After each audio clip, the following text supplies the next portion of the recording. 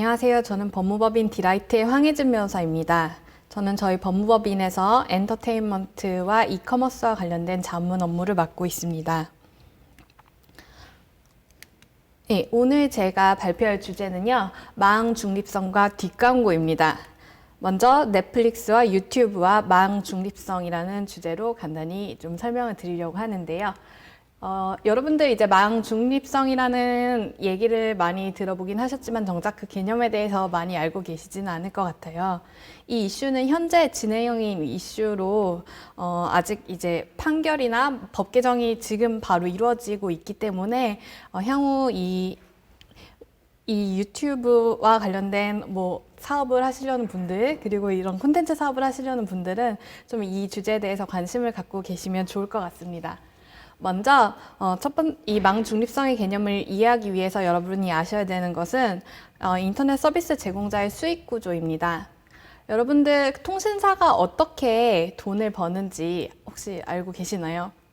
대부분 우리가 쉽게 생각하는 거는 이동통신 서비스 가입자로부터 요금을 받는 부분일 텐데요.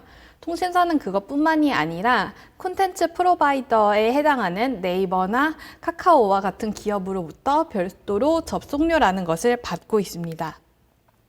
그리고 망 중립성이라는 개념은 이러한 인터넷 서비스 제공자들이 비용을 너무나 비합리적인 기준으로 좀 차별적으로 징수하는 것에 대해서 좀 제재할 수 있는 그러한 개념에 해당하는데요. 주요한 내용은 인터넷 서비스 제공자는 모든 인터넷 커뮤니케이션을 동등하게 대하여야 하고 이용자, 콘텐츠, 웹사이트, 플랫폼, 기기, 발신자, 수신자, 통신 방법에 따라 차등을 두거나 다르게 과금해서는 안 된다는 원칙을 말하고 있습니다. 그리고 이 넷플릭스 사례에서 중요한 부분은 바로 콘텐츠 제공자에 대해서 차별 취급을 해서는 안 된다는 것인데요. 다만 주목해야 될 점은 우리나라에서 그러니까 모든 데이터를 아무리 많이 쏘든 작게 쏘든 다 동일하게 대우를 해야 된다는 것은 아니고 실제로 이제 트래픽이 많이 발생하는 콘텐츠 기업에 대해서는 이미 차등적으로 비용을 받고 있었습니다. 예를 들어서 현재 공개된 자료로 2016년에 통신사는 이제 총 네이버로부터 734억 정도를 접속료를 받았었고요. 그 당시에 네이버보다 트래픽을 덜 발생시켰던 카카오에 대해서는 약 300억 정도를 받은 것으로 알려져 있습니다.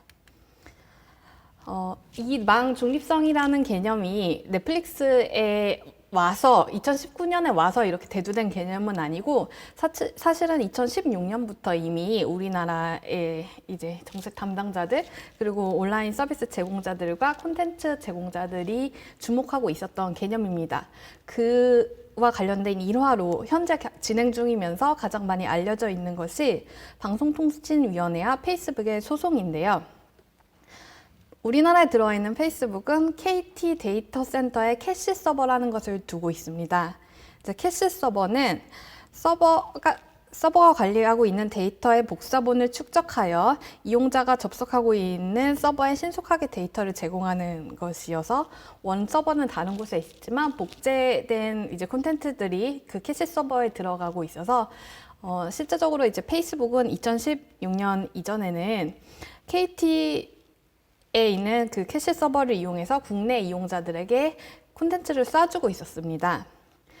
그리고 우리나라의 그 당시 그 온라인 서비스 제공자들 간의 그 이용 요금 정산은 어땠냐면 자기들끼리는 아무리 데이터가 오가도 그 요금을 서로 주지 않았어요. 이런 중개 접속에 대해서.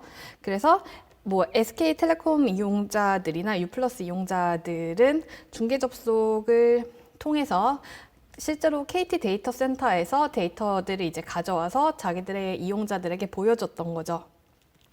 근데 2016년 1월에 무슨 일이 있었냐면 방송통신위원회에서 전기통신 설비의 상호 접속 기준이란 것을 개정을 했습니다. 그래서 기존에는 국내 인터넷 서비스 제공자들끼리 서로 정산하지 않던 것을 데이터 이동량에 따라서 이제 정산을 하게 되었는데 그러다 보니까 KT가 그 페이스북 캐시 서버를 데이터 센터 안에 두고 있다는 이유만으로 굉장히 많은 비용을 갑자기 SK나 LG U+에게 지급을 하게 된 겁니다. 그러다 보니까 KT에서 페이스북한테 얘기하기를 지금 여기 너네 캐시 서버 때문에 우리 쪽에 너무 비용이 많이 발생하다 보니까 이 부분 좀 어떻게 잘 정산해보자 내지 아니면 그런 어떤 비용의 요구가 아마도 있었던 것으로 보이고 그러다 보니까 이제 페이스북에서 어떤 조치를 취했냐면 국내에 있는 데이터 캐시 서버를 그대로 두고 홍콩에 새롭게 이제 서버를 열어서 홍콩에 있는 서버에서 이제 SK의 이용자와 LG U+ 이용자에게 콘텐츠를 쏴주기 시작을 한 겁니다. 그러다 보니까 기존에는 페이스북에서 동영상 보는 게 굉장히 자유로웠었는데 이제는 서버가 홍콩으로 옮기다 보니까 그 인터넷망 같은 것이 국가 간에 약간 완전하지 않은 면들이 있어서 병목 현상 같은 것들이 이제 나타나기 시작했고 그것 때문에 SK텔레콤 이용자나 뭐 LG U+ 이용자들이 강한 항의를 이제 하기 시작했습니다. 그게 2016년 말에서 2017년 초의 일이고요. 그러다 보니까 방송통신위원회에서 페이스북한테 너네가 서버를 옮겨서 지금 우리나라 국내 이용자들이 어려움을 겪고 있잖아. 그러면 이거에 대해서 너네 빨리 시정을 해. 그리고 우리 너네한테 과징금도 부과할 거야. 라고 해서 약 4억 원의 과징금을 부과하고 이 상황을 시정할 것을 요구를 했습니다. 그것의 근거가 된 법은 바로 전기통신사업법인데요. 이러한 콘텐츠 프로바이더는 전기통신사업법상의 부가통신사업자의 지위를 가지고 있습니다. 그래서 부가통신사업자는 전기통신사업자의 하나에 해당을 하는데요. 그 전기통신사업자가 해서는 안 되는 행위 중에 하나가 전기통신 이용자의 이익을 현저히 해치는 방식으로 전기통신 서비스를 제공하는 행위입니다. 그리고 그 구체적인 행위의 내용으로 정당한 사유 없이 전기통신 서비스의 이용을 제한하는 행위가 들어 있습니다. 그래서 이 조항을 근거로 방통위에서 시정명령 및 과징금 부과를 하니까 페이스북이 이에 불복해서 법원에 소송을 제기를 했습니다. 그래서 그 소송은 2018년에 제기돼서 2019년에 1심 결과가 나왔는데요. 1심과 2심은 약간 내용은 다르긴 한데 둘 다 페북이 승소를 했습니다. 그래서 2심의 내용을 간략하게 제가 설명을 좀 드릴 텐데요. 이 판결이 좀 복잡하기 때문에 좀 생략된 내용이 약간 있기는 합니다. 먼저 2심에서는 이 전기통신사업법 제5조 제1항 제5호 그리고 그 시행령에 있는 제42조 제1항 별표 4의 제5호 남옥에 해당하기 위해서는 두 가지 요건을 충족해야 된다고 했는데요. 먼저 첫 번째는 전기통신 서비스 이용의 제한에 해당을 해야 된다는 겁니다. 1심은 아예 계속해서 이용을 할 수 있으면 좀 불편이 있는 건 제한이 아니야 라고 판결을 했는데 2심에서는 원고가 국내 통신사와의 인터넷망 접속 관련 협상 과정에서 유리한 위치를 차지하고 IP 트랜짓 서비스 비용을 추가로 지급하지 않기 위하여 고의적으로 접속 경로를 변경하여 이용자의 네트워크 평균 응답 속도를 지체시켜 많은 이용자들에게 피해를 야기한 이상 원고의 이러한 행위는 전기통신 서비스의 이용의 제한에 해당한다 라고 2심에서는 봤습니다. 다만 이용의 제한에 해당한다 하더라도 두 번째 요건인 전기통신 이용자의 이익을 현저하게 해치는 방식으로 이용 제한을 한 것이어야 되는데 2심 법원에서는 전기통신 이용자 이익이 현저하게 해쳐지지는 않았다고 보았습니다. 우선 여기 굉장히 다양한 논거들이 있는데 좀 중요한 논거들을 살펴보면 인터넷 응답 속도 등 인터넷 접속 서비스의 품질은 기본적으로 인터넷 서비스 제공자가 관리, 통제할 수 있는 영역이지 페이스북 같은 콘텐츠 프로바이더가 관리, 통제할 수 있는 영역이 아니므로 인터넷 서비스 제공자가 이용자들에 대하여 최저 속도 보장 약관을 두는 경우는 흔하지만 콘텐츠 제공자가 이용자들에 대하여 최저 속도 보장 약관을 두는 경우는 거의 없다. 현행 법령상 콘텐츠 제공자는 네트워크 품질을 일정 수준 이상 보장해야 할 의무 또는 접속 경로를 변경하지 않거나 변경 시 미리 특정 인터넷 서비스 제공자와 협의를 해야 될 의무도 부담하지 않는다라고 했습니다. 그리고 또 여기엔 적혀 있지 않지만 어떤 논거가 있었냐면 페이스북은 기본적으로 SNS의 성격을 가지고 있기 때문에 자기의 어떤 피드를 올리고 그 친구들끼리 메시지를 보내는 기능이 가장 주된 기능인데 비록 이제 동영상을 보는 데 있어서 약간 버퍼링이 있긴 했지만 그 SNS의 고유의 기능을 수행하는 데는 어려움이 없었다는 점들을 들어서 여전히 페북에 손을 들어줬습니다. 이 판결이 2020년 9월, 그러니까 지난달에 나왔고요. 결국 이제 방통위에서 상고를 했기 때문에 현재 3심이 진행 중에 있습니다. 그럼 우리가 진정으로 궁금해했던 넷플릭스는 어떤 점이 문제가 되었고 현재 어떤 상황인지를 살펴볼 텐데요. 넷플릭스는 현재 SK 브로드밴드와 법정 싸움을 하고 있습니다. 넷플릭스의 서버 또한 해외에 위치해 있는 것으로 알려져 있는데요. 다만 이제 LG U+ 같은 경우는 업무 제휴를 통해서 LG U+의 데이터 센터에 캐시 서버를 두고 있는 것으로 알려져 있습니다. 근데 넷플릭스 이용자 워낙 많다 보니까 이제 SK 브로드밴드를 이용하는 사람들, 이랑 KT를 이용하는 사람들이 실제로 그 넷플릭스에 접속했을 때 그 동영상의 화질이라던가 버퍼링이라던가 하는 것들이 조금씩 다 달랐던 거예요. 근데 사실 이렇게 해외에 서버가 위치한 콘텐츠 제공자의 서버가 위치한 경우에 인터넷 서비스 제공자에게 있는 비용적인 어려움은 뭐냐면 먼저 국가 간 트래픽이 이동을 할 때 우리나라 같은 경우는 우리나라 사업자가 이제 예를 들어 일본에서 이동하는 그 데이터를 받기 위해서 그 이용료를 지불하고 있습니다. 그리고 또 기본적으로 어떤 인프라가 구축이 되어야 되기 때문에 네트워크 용량을 확보하기 위한 망 증설 비용이 추가로 들어가게 됩니다. 그러다 보니까 SK나 KT 같은 경우는 우리 이용자들에게 나 불편 없이 넷플릭스를 보여주고 싶은데 이것을 하기 위해서 너무 많은 인프라 비용과 그 국가 간 통신료를 지불해야 되는 상황이 된 거예요. 그러다 보니까 SK 브로드밴드에서 먼저 이 상황을 참지 못하고 방송통신위원회에 작년 말에 망 사용료 협상 재정 신청이라는 걸 했습니다. 이제 전기통신사업법에 보면 전기통신 사업과 관련해서 어떤 분쟁이 발생한 경우에 그걸 해결해 주세요라고 방통위에 요청할 수 있는 재정 신청이라는 규정이 있는데요. 그런 경우에는 방통위가 사이에서 중재를 해주게 됩니다. 근데 넷플릭스가 그 중재 과정에서 참지 못하고 내가 도대체 왜 SK 브로드밴드에 망 이용료를 지급을 해야 되냐라고 하면서 법원에 올해 4월에 채무 부존재 확인의소를 제기를 했습니다. 기본적으로 넷플릭스는 자신의 서버가 위치한 국가에서 최초의 망 접속료를 충분히 이제 지급을 하고 있어요. 그렇기 때문에 단순히 우리나라에 이제 SK 브로드밴드의 망을 타고 온다고 해도 그 부분에 대해서 새롭게 이용료를 부과할 수는 없다는 주장이죠. 좀 더 구체적으로 살펴보면 SK 브로드밴드 같은 경우는 원활한 콘텐츠 시청을 위해서 이용료를 더 이제 콘텐츠 사업자가 내서 망 품질을 높여야 된다라고 하고 있고 그 반면에 넷플릭스는 소비자가 이미 이용 요금을 내고 있는데 왜 또 우리에게 받겠다는 거냐, 이중으로 징수하는 건 안 된다라는 주장을 하고 있고요. 또 망 중립성에 이제 반하는 새로운 어떤 과금을 하려는 SK 브로드밴드 같은 경우는 망 중립성이라는 것이 망 운영 및 투자를 저해하는 개념이다라고 보고 있는 반면 망 중립성을 자신의 어떤 보호장치로 이용하고자 하는 넷플릭스는 우리가 동영상이고 많은 트래픽을 발생시키는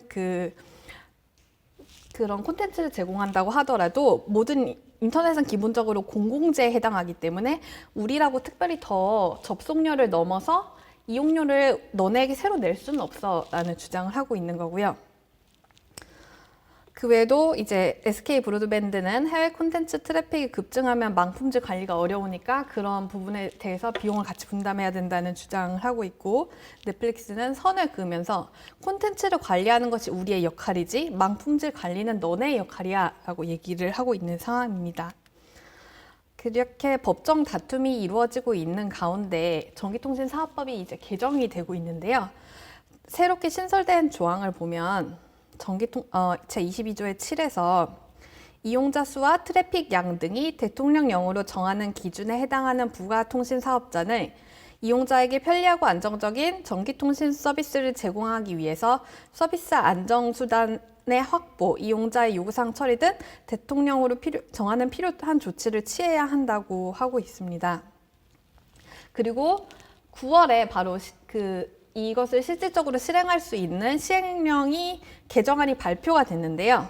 그에 따르면 전년도 말 3개월을 기준으로 일평균 이용자가 100만 명 이상인 콘텐츠 제공자, 그에 더해서 국내 총 트래픽의 1% 이상을 발생시키는 콘텐츠 제공자는 이 법에 적용을 받게 되고, 그 구체적인 내용은 트래픽 집중 방지를 위한 기술적 조치를 취하고 안정성에 영향을 미칠 경우에는 통신사와 사전에 협의를 해야 된다라고 하고 있습니다.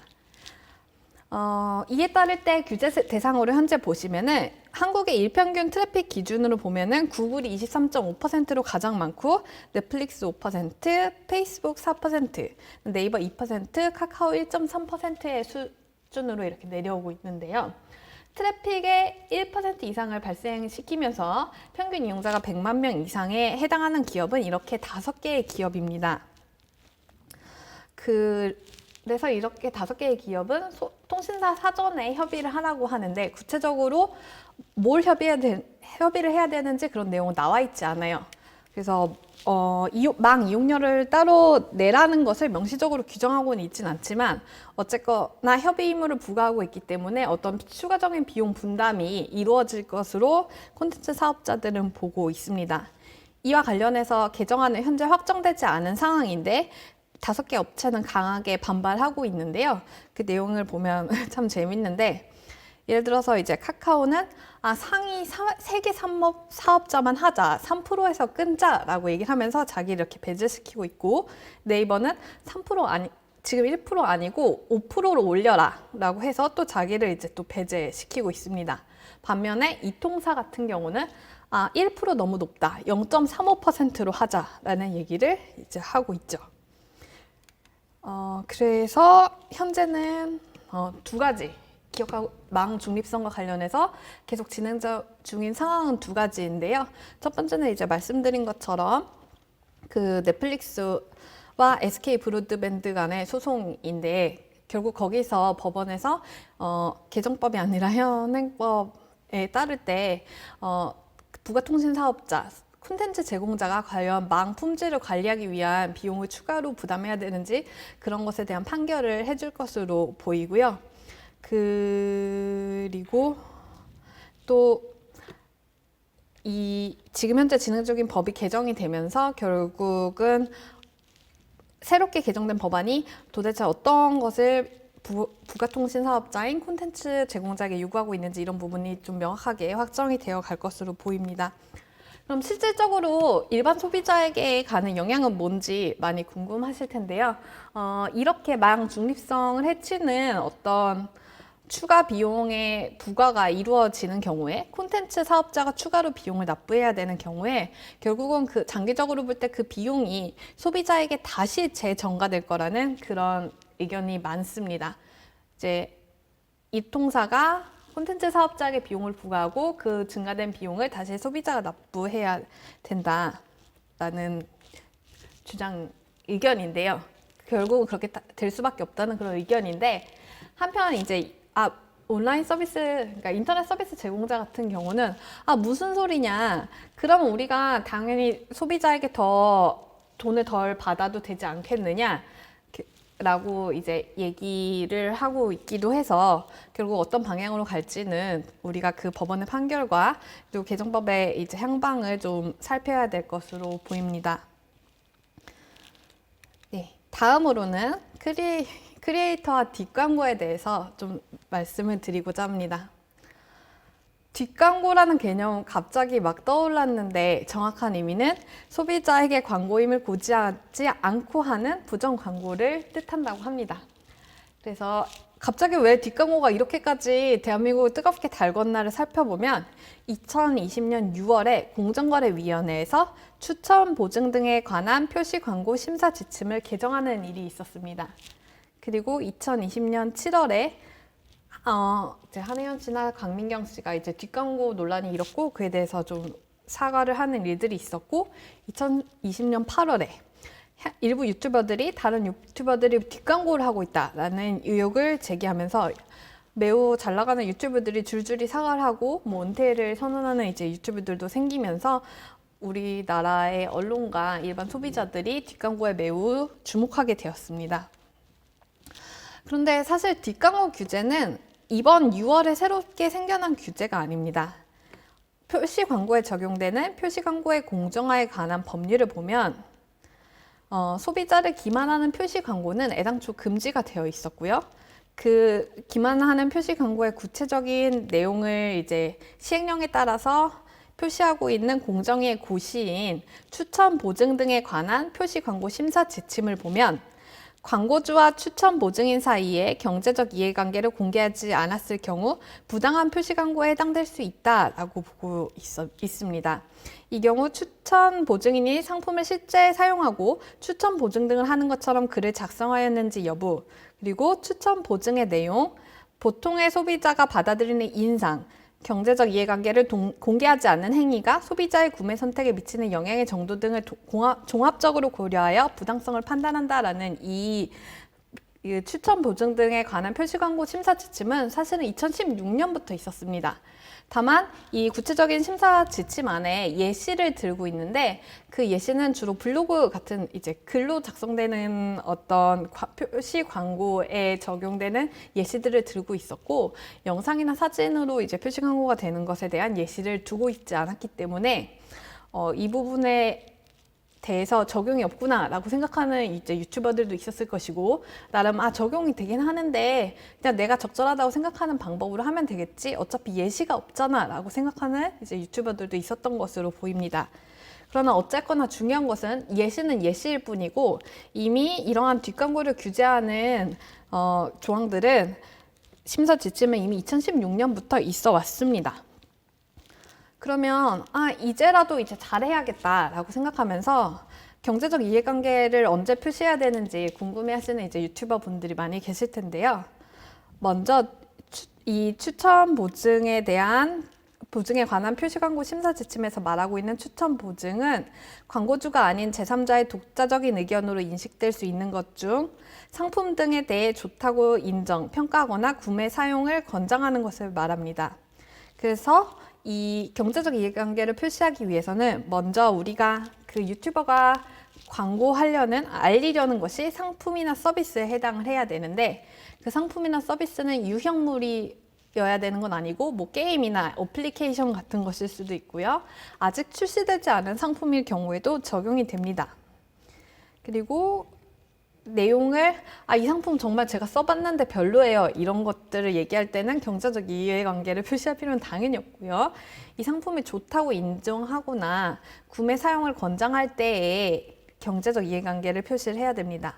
그래서 그 예시를 살펴보면 뭐 상품에 대한 사용 후기나 상품의 기능, 장점 등을 언급해서 설명하는 경우, 그다음 유명인이 상품이나 브랜드를 널리 알리려고 의도적으로 반복적으로 노출하며 브이로그 콘텐츠를 제작하는 경우, 그리고 구매할 수 있는 링크를 같이 게시하는 경우, 간접 광고가 포함된 방송 콘텐츠를 클립으로 제작해서 유튜브 등에 업로드하는 경우, 그리고 이 부분 되게 헷갈릴 수 있는데 가을에 듣기 좋은 노래 추천한다면서 이제 음원들을 여러 개 올리면서 영상의 특정 음원을 포함해서 업로드하는 경우 같은 것들이 이제 공정에서 들고 있는 추천 보증의 예시입니다.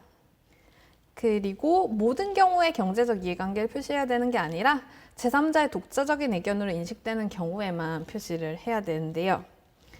예를 들어서 뭐 랑콤 화장품 회사에서 자기 그 인스타그램에 자기 제품 광고를 올릴 때는 일반적으로는 제3자의 독자적인 의견을 표시하는 것이 아니기 때문에 경제적 이해관계 당연히 표시할 필요가 없겠죠. 근데 이런 일들이 있을 수가 있어요. 일단 제가 게임 회사를 다니는데 우리 회사 게임 너무 재밌다 라는 것을 이제 뭐 우리 회사에서 나에게 뿌려주는 이제 20만 원짜리 쿠폰을 직원으로서 받아서 내가 이 회사 다니는지 모르는 사람들이 많이 구독하고 있는 나의 인스타그램에 우리 회사 게임 해봤는데 뭐 A라는 회사 게임 해봤는데 너무 재밌어요 이렇게 표시하는 경우는 사실은 경제적 이해관계를 어느 정도 회사와 그 직원이 같이 하고 있다고 보여지긴 하지만 그렇다 하더라도 제3자의 의견으로 인식되는 경우입니다. 그다음에 광고주의 계정의 작성을 심지어 한 경우에도 특별한 경우에는 제3자의 의견으로 인식이 될 수 있다고 공정위는 보고 있는데요. 광고주에서 인플루언서를 섭외를 해서 광고주의 SNS에 홍보 영상을 게시를 해요.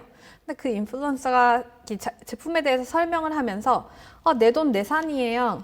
뭐 실제로 제가 사용해 본 후기입니다. 개인적인 경험인데 이건 정말 저의 순수한 의견이에요. 이런 얘기를 너무 강조하면서 하는 거예요. 그런 경우는 비록 광고주의 계정에 올라와 있지만 그 이제 영상을 보면서 이게 정말 이 사람의 어떤 순수한 의견이구나라고 생각할 수 있는 광고가 아니구나라고 생각할 수 있어서 그런 경우에는 경제적 이해관계가 상호간에 있음을 반드시 표시해야 됩니다. 그리고 당연히 마지막 요건은 경제적 이해관계가 있어야 이 이해관계가 있음을 표시하는 건데요. 예를 들어서 제가 좋아하는 이제 먹방 유튜버 맨날 사발면을 먹어요. 근데 그 정말 사발면 그 회사 육개장 사발면 그를 먹는데 거기서 돈을 받지 않았을까 이렇게 생각이 들지만 만약에 그게 아니라 진짜 순수하게 자기가 좋아해서 그 음식을 계속 먹는다면 그 안에는 경제적 이해관계가 없기 때문에 당연히 이러한 광고임을 표시할 필요가 없습니다. 근데 경제적 이해관계는 공정위에서는 굉장히 넓게 보고 있어요. 그래서 현금, 상품권, 할인권, 적립금 뿐만 아니라 상품 무료 제공, 무료 대여, 할인 혜택의 제공까지 다 경제적 이해관계로 보고 있습니다. 그리고 이제 콜라보해서 뭐 어디까지 팔아봤냐, 뭐 이런 어떤 쇼핑몰이랑 유명 유튜버랑 같이 콜라보를 해서 수익 배분을 하거나 그런 경우에도 여전히 경제적 이해관계가 표시돼야 합니다. 동업이나 고용관계도 마찬가지고요. 그 예시들 여기서 공정에서 또 제시를 하고 있는데 여기서 좀 여러분들이 주목해서 볼 부분은 여기입니다. 예를 들어서 할인 정도는 누구나 받을 수 있는 거 아니냐. 그렇다 하더라도 특정 체험단을 기준으로 해서 일반적인 할인율보다 더 높은 할인율을 제공하는 경우에는 경제적 이해관계가 있음을 밝혀야 됩니다. 다음 전속 모델인 거 누구나 다 아는 경우에도 그 모델이 자기 SNS 계정에 자기가 실제로 이 상품 사서 써본 것처럼 얘기하는 경우에는 경제적 이해관계를 표시를 해야 되고요. 네. 그리고 이렇게 경제적 이 요건 4가지를 다 충족해서 결국은 광고임을 제대로 표시를 하려고 할 때 그 표시를 어떻게 해야 하는지 궁금하실 텐데요. 공정위에서는 4가지를 보고 있습니다. 표시 위치가 어디냐, 표현 방식이 어떤 식이냐, 표시 내용이 뭐냐, 사용 언어는 뭐냐까지 이렇게 보고 있는데요. 먼저 표시 위치는 당연히 소비자가 잘 볼 수 있는 곳이어야겠죠. 그 표현 방식은 다른 어떤 예를 들어 다른 글들과 예를 들어 블로그 올리는데 중간에 너무 작게 써져 있다거나 그렇게 해서 실질적으로 인식 가능성이 없는 경우에는 표현 방식이 적절하지 못합니다. 그리고 표시 내용도 명확해야 한데 그 내용들 예를 들어 보시면은 여러분이 가장 쉽게 사용할 수 있는 건 광고, 유료 광고, 상업 광고 같은 표현이에요. 그러면 내가 실제로 지원금을 받았는지, 광고료를 받았는지, 물품 지원을 받았는지 얘기하실 필요가 없어요. 그냥 그걸로 딱 끝입니다. 근데 난 그 광고라고 왠지 쓰기 싫다. 그냥 내가 실제로 받은 걸 쓰고 싶다 하시면 실제로 받으신 걸 쓰면 되는데 광고비면 광고비, 수수료면 수수료, 금전적 지원이면 지원, 제작비 지원, 뭐 제작비 일부 협찬, 수익 판매 수익의 일부 지급 등으로 이제 표시를 하셔야 됩니다. 그리고 상품을 무료로 받은 경우는 상품 협찬, 무료 제공, 무료 지원이라는 단어가 들어가야 되고요. 할인 혜택인 경우는 할인 지원, 할인 혜택 제공과 같은 단어가 들어가야 됩니다. 그리고 적립금을 지급받는 경우도 표시를 하셔야 되는데 적립금 지급, 포인트 지급 같은 표현이고요. 전속 모델로 활동을 하는 경우는 전속 모델, 모델 활동비 지급과 같이 쓰시면 되고 수익을 이제 배분받는 경우는 수익 배분 이렇게 쓰시면 되겠습니다. 근데 이것에 대한 나쁜 예도 공정위에서 밝히고 있는데 체험단, 서포터즈 이런 애매한 표현 쓰시면 안 돼요. 그리고 예를 들어 나는 돈을 받았는데 상품 협찬 받은 것으로 쓰시면 안 되고요. 무료 상품 받았는데 할인 혜택 정도 받은 걸로 쓰셔도 안 됩니다. 그런 애매한 표현 쓰시면 안 돼요. 그리고 마지막으로 아까 사용 언어 쪽을 살펴보면 한국어로 이제 광고를 하고 있으면서 거기에다 뭐 스폰서드, 뭐 애드, 유료 애드처럼 이렇게 영어 표현 쓰시면 안 된다라고 공정위에서 밝히고 있습니다. 그럼 구체적으로 경제적 이해관계를 표시하는 방법의 예시를 좀 살펴볼 텐데요.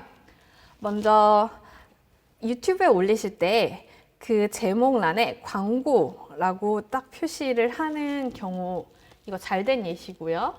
그 다음에 두 번째 사진 보시면 영상의 제일 윗단에 제품 협찬이라고 큰 사이즈로 이제 써놓는 경우, 아니면 아래에 배너로 유료 광고 포함이라고 써놓는 경우는 다 이 제대로 표시를 한 것으로 인정이 되는데, 다만 예를 들어 내가 제목 되게 길게 써서 한 줄, 두 줄 넘어가는데 광고라는 게 그 뒤에 있어서 그 제목을 길게 눌러서 보지 않으면 광고임이 안 보이는 경우나, 그런 경우는 제목에 표시를 해도 문제가 됩니다. 그리고 배너 같은 경우는 아랫부분에 이제 표시를 하면 중간에 사라지기 때문에 중간부터 보는 사람은 모를 수가 있어요. 그렇기 때문에 동영상의 끝부분이랑 중간 부분에 한 번 더 표시가 계속해서 이제 표시가 나와야 되는 그런 단점이 있습니다. 그리고 인스타그램에 만약에 올리시는 경우는 그 사진 안에 협찬이라고 쓰시거나, 아니면 첫 번째 해시태그를 광고라고 쓰시거나, 그 본문 첫 줄에 광고임을 표시하는 방법이 적절한 표시 방법입니다. 그리고 제가 뭐 예를 들어 유튜브 찍었는데 끊임없이 코카콜라를 마시고 있으면서 코카콜라 얘기는 하지 않는데 사실은 그것에 대해서 돈을 받은 경우에 그거는 이제 간접 광고 같은 것이죠. 그것도 이제 공정에서는 표시를 하라고 하고 있고요.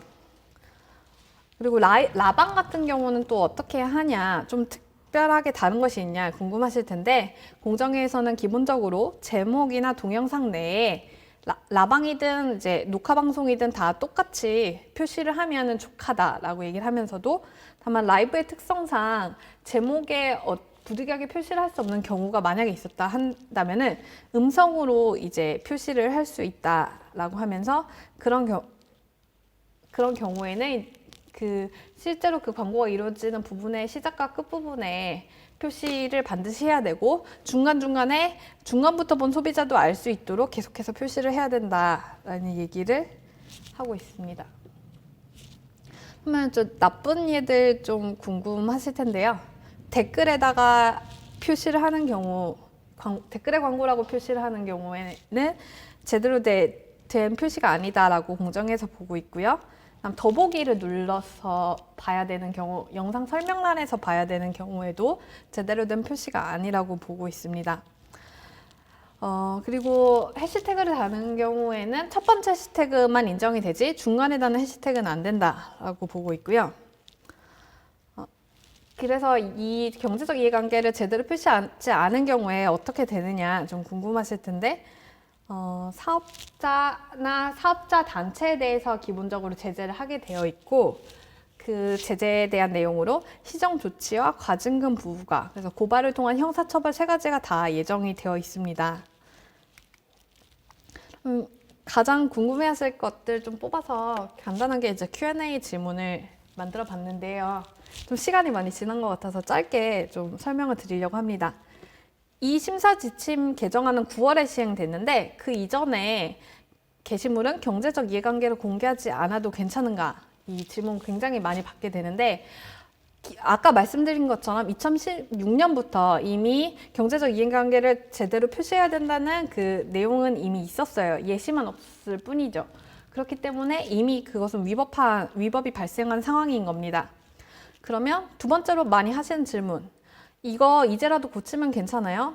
라고 많이 물어보는데, 이미 발생한 위법은 사실은 어쩔 수 없지만, 그래도 공정위에서는 이렇게 시정이 이루어지면 그 부분을 뭐 처벌 수위를 정할 때, 제재 조치의 수위를 정할 때 고려하겠다라고 발표를 한 사실이 있습니다. 그리고 광고주 3번은 아까 중간 설명을 드렸기 때문에 좀 넘어가고요. 4번 같은 경우 예를 들어 나는 인플루언서로 영상 하나 올려주기로 광고주랑 계약을 했는데 내가 막상 써보니까 너무 좋아서 사진 한 개 더 올려줬다. 그런 경우에 내가 자발적으로 올린 건데도 경제적 이해관계를 표시해야 되냐? 이런 질문 많이 받는데 그것도 표시를 해야 됩니다.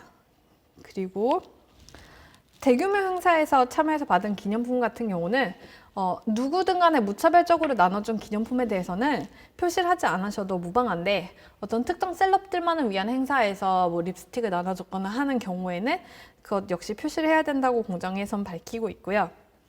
그리고 우리 일상생활에서 많이 보는데 지금 바로 인스타에 접속하셔서 사진 한 장 남겨주시면 저희 음료수 드릴게요. 이런 거는 역시 무차별적으로 이제 시행하는 이벤트이기 때문에 광고임을 표시할 필요가 없습니다. 사진 올리실 때. 그다음에 처음에는 자발적으로 제품 후기를 작성했는데 사업자가 그걸 보고 너무 고마워서 내가 수정의 대가를 지급하겠다라고 해서 대가를 받았어요. 그런 경우에는 사후에라도 그 영상을 수정해서 광고임을 표시를 해야 됩니다. 마지막 질문은 무료로 상품 제공받은 경우에 상품 협찬이랑 광고 중에 뭐를 써야 되는지 헷갈려요 이렇게 질문을 받는데요. 그때는 그 어느 쪽으로 표시를 해도 무방합니다.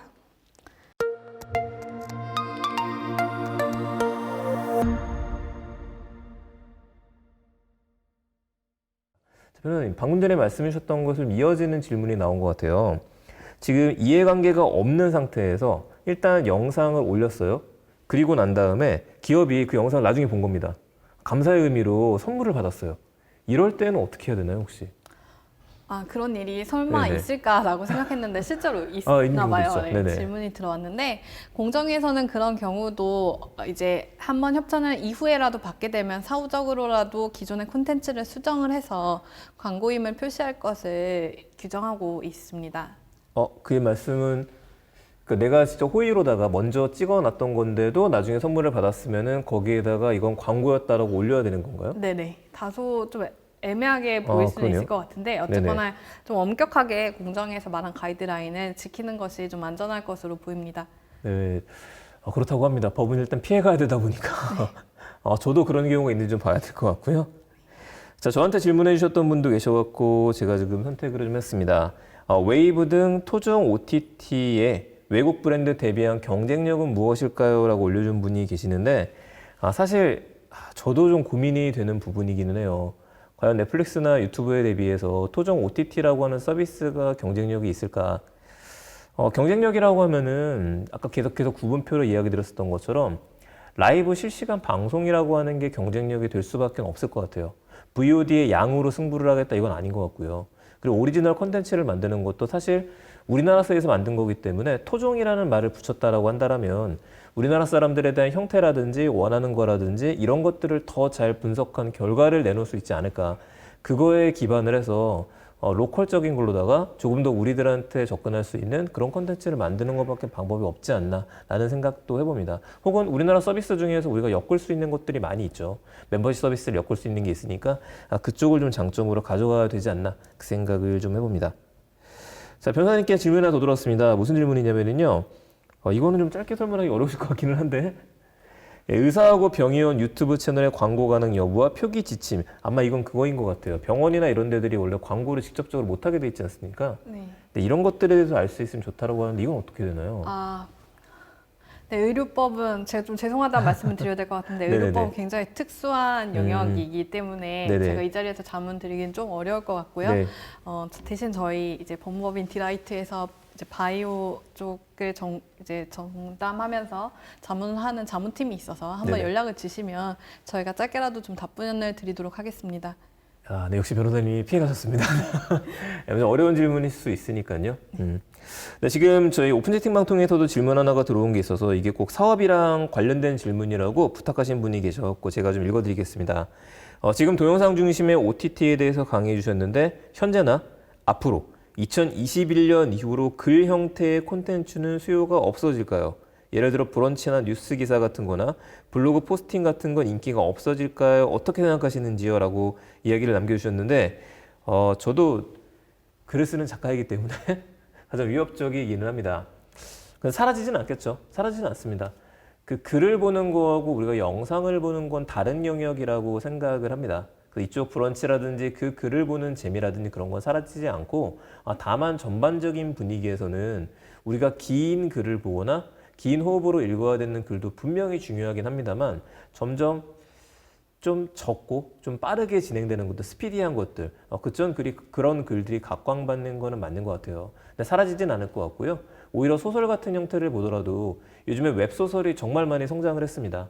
그걸 이제 우리가 스낵이라고 이야기를 하죠. 예전에는 볼 것도 없다라고 이야기를 했었었는데 끊임없이 보게 만드는 힘이 있기 때문에 그 예전에 우리 다빈치 코드 같은 경우가 의미가 있었던 게 굉장히 짧게 챕터가 나눠져 있었거든요. 한 입에 딱 볼 수 있을 정도 그 거리였었기 때문에 그런 식의 글들이 많이 살아남을 수 있을 거라고 생각을 합니다. 네, 답변 되었으면 좋겠고요. 변호사님께 저도 좀 궁금했던 게 있었습니다. 뭐였냐면은 그 블로그 등을 보면은 이건 바로 올라왔네요. 제가 궁금했던 거였는데 이건 봐보도록 하죠. 블로그 등을 보면은 협찬받았다는 표기가 대부분 하단에 작게 적혀 있는데 이렇게 하신 분들이 제재받는다면 벌금을 물게 되는 형태일까요? 라는 글이네요. 뭐 하단에 표시를 하더라도 그 표시가 실제로 본문과 구분이 돼서 좀 명확하게 알 수 있다면은 그것은 적절한 형태의 표기일 것으로 생각이 됩니다. 그러니까 일단은 다른 사람이 보기에도 이건 명확하게 광고로 표시가 되어져 있었다. 네. 그게 돼야 된다라는 말씀이신 네네. 것 같네요. 본문과 구분이 돼서 하단에 표시되는 것은 네네. 좀 적절한 형태로 보일 것으로 생각이 됩니다. 저 좀 궁금한 거는 방송 보시는 분들도 유튜브를 하시는 분들도 있으시고 광고에 관심 있는 분들도 계실 것 같아요. 근데 그거에 대해서 제일 잘 알 수 있는 사례는 아까 보여주셨던 그 사례. 그게 그 유튜브 채널에 들어가면 있는 사례인 건가요? 그 사례는 이제 공정위에서 이번에 그 지침을 개정을 하면서 네네. 아무래도 굉장히 소규모 사업자들이 많다 보니까 따로 이제 살펴볼 수 있는 안내서를 별표로 발표를 했습니다. 네. 그래서 공정위 사이트에 가시면은 그 지침과 관련된 안내서를 찾아보실 수 있고요. 거기서 보시면 영상, 그다음에 인스타그램, 뭐 블로그, 페이스북 각각 그 별로 어떻게 표시를 하는 게 가장 적절한 예인지 확인하실 수 있습니다. 제일 좋은 거는 우리가 사례를 보는 일들이다 보니까 그걸 좀 보셔야 될 것 같습니다. 저작권 관련해서는 항상 이슈가 좀 많이 터져 있는 거기 때문에 우리가 좀 관심을 기울여야 될 것 같아요. 자, 또 이슈 나온 것들, 질문 나온 것들 중에서 하나 좀 이야기 드리겠습니다. 좀 재밌게 나왔네요. 국내 OTT가 새롭게 출시가 된다면 장르를 특화한 OTT는 경쟁력이 있을까요? 예를 들면 공포 영화 전용 OTT입니다. 그쵸. OTT에 가입을 하는데 공포 영화만 볼 수 있게 되는 OTT다. 경쟁력은 분명히 있겠죠. 장르를 특화한다는 경쟁력이 있기는 한데 문제는 이제 누가 볼 것이냐에 대한 문제는 항상 있는 것 같아요. 근데 그 동아리에 있는 분들이 이걸 본다. 뭐 1000명이 된다, 10,000명이 된다. 근데 그것만으로도 우리가 버텨낼 수가 있다라고 하면 분명히 가능은 한데 이게 플랫폼 사업이고요. 또 이런 사업에서는 많은 사람들이 돈을 내는 사람들이 내가 월에 3,000원 내는 거, 5,000원 내는 거 이게 안 내면 손해다 라는 느낌을 좀 받아야지만 이 서비스가 유지가 됩니다. 저희가 넷플릭스에 돈을 투자하는 경우에도 넷플릭스에 한 10,000원 정도의 돈을 낸다? 내가 아까 전에 얘기 드렸던 것처럼 이 VOD를 돈을 주고 사면은 10,000원인데 그냥 넷플릭스에 10,000원을 내면 이걸 다 쓸 수 있어. 이건 안 하면은 바보인 것 같고 안 하면은 남는 장사가 아닌 것 같거든요. 그거를 줄 수 있어야 되지 않나 싶습니다. 근데 이건 좀 흥미로운 거긴 맞습니다. 공포영화 전용의 OTT라고 하는 것들 어떻게 특화를 시킬 수 있을지 영상만으로는 안 될 것 같고요. 이렇게 만드신다고 한다면은 영상 외적인 서비스들 이 영상을 보러 들어왔는데 관련된 소설이라든지 미스테리라든지 이런 것들이 다 같이 엮여져 있어야지만 한 곳에서 모든 정보를 얻어갈 수 있는 의미가 되고 그 사람들을 묶을 수 있는 락인이 되지 않을까 생각을 한번 해봅니다. 우리 아까 망중립성 이야기를 했었는데요. 네. 사실상 페이스북도 그렇고 넷플릭스도 그렇고 망중립성에 대한 얘기가 오래됐잖아요. 예. 근데 지금 제가 큰 기업들이 돈을 내는 건 알겠어요. 네이버라든지 아니면은 국내 사업자들. 국내는 카카오요. 네. 근데 국내 사업자의 의미가 조금 애매하기는 한데 예. 이제 성장하는 스타트업들. 네. 그러니까 지금 왓챠 같은 경우에는 꽤 많이 성장을 했는데 아직도 스타트업이긴 하거든요. 네. 그런 회사들도 망중립성에 관련해서 그 망 비용을 내나요 지금?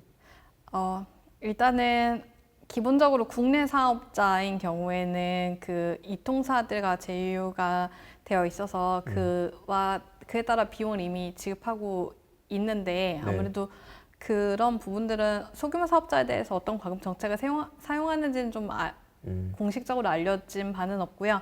다만 해외 사업자 같은 경우에는 이제 현재 전기통신사업법이 개정되기 전에는 아까 말씀드린 것처럼 기본적으로 콘텐츠 제공자는 최초 접속하는 국가에서만 접속료를 내면 됐지, 그게 다른 국가로 넘어 흘러올 때 이용료를 별도로 부담하고 있지 않았습니다. 한국이 좀 그런 경우라서 넷플릭스나 구글처럼 아주 큰 사업자들도 현실적으로 대금을 이제 지급하지 않고 있는데요. 이통사에 대해서 만약 이제 왓챠의 서버가 해외에 위치한다면은 개정 전 법에 따를 때는 아직은 어떤 요금의 지불 의무는 없는 것으로 보이는데요.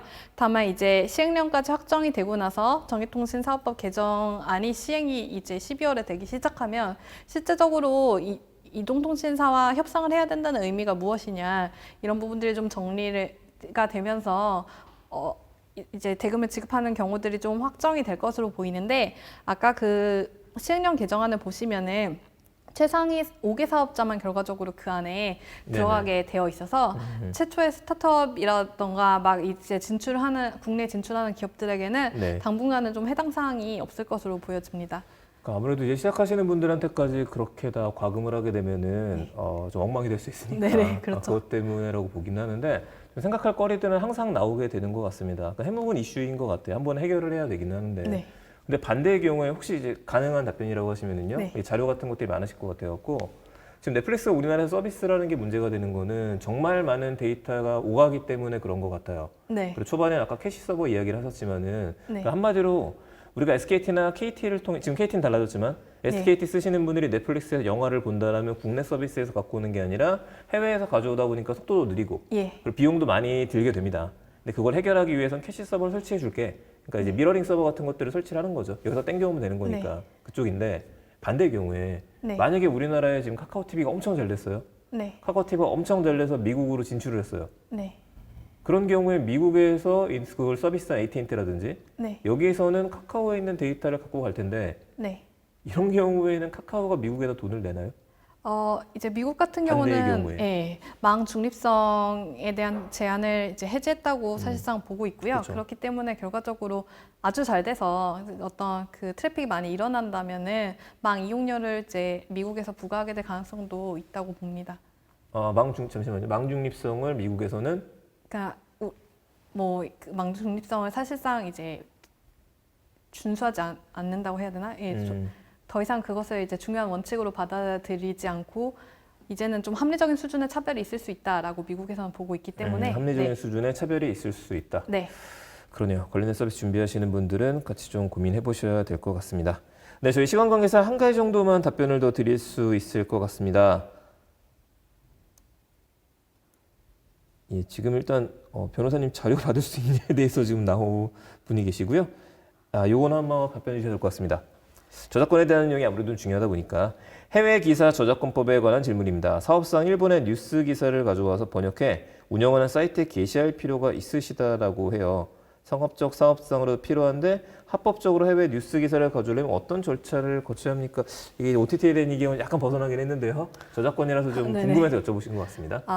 일단은 기본적으로 예를 들어 우리나라 같은 경우에 어떤 뉴스의 제목을 따온 다음에 실제적으로 링크만 표시를 해서 그 링크를 눌렀을 때 이용자가 그 신문사 사이트로 들어가게 돼서 신문사에서 그 기사를 이용할 수 있는 경우에는 저작권 침해에 해당하지 않는다라고 보고 있어요.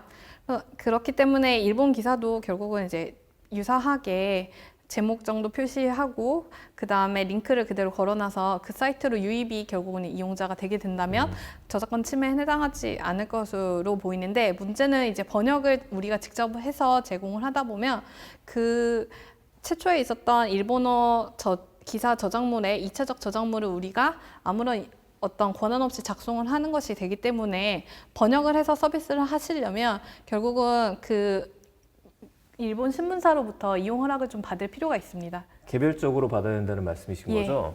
근데 지금 그러면은 우리 그냥 마지막 질문입니다. 네네. 그 유튜브를 보게 되면은 어떤 분들은 유튜브에 있는 신문 기사를 띄워놓고 네. 영상 예를 들어서 뭐 한국경제라는 그런 데에 있는 신문 제목이 아니라 기사를 네. 클릭해 들어간다 원문을 띄워놓고 네. 그걸 해설하시는 분도 계시잖아요. 네. 혹은 미드나 이런 드라마나 유튜브에 있는 거를 네. 이제 외국인이 얘기했었던 부분을 클립 영상을 만들어서 네. 또 그걸 다시 한번 재생을 하면서 설명해 주시는 분들도 계시는데 네. 일단 앞에 있는 부분만 이야기하자면은 그 네. 사이트 내에서 저희 영상 네. 내에서 어떤 신문사의 기사를 띄우는 경우엔 저작권법이 어떻게 되나요?